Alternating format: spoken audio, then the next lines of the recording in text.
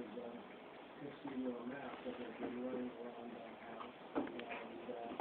mine was wound up in a trap, and then in my Australian Shepherd mouth, and so I tried it out, and went to our back out, we put it in the dumpster, and then when I came back to the house, I had left my garage door open. We usually kept our garage door closed because the door to the house, we always closed, but I didn't think that much about it.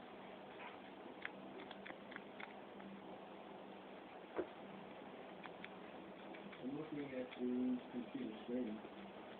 and making some notes, and basically I turn my head around and there's a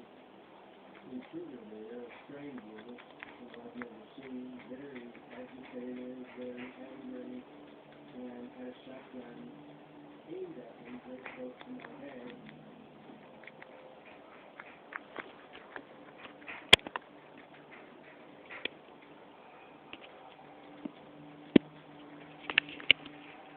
Actually, if I had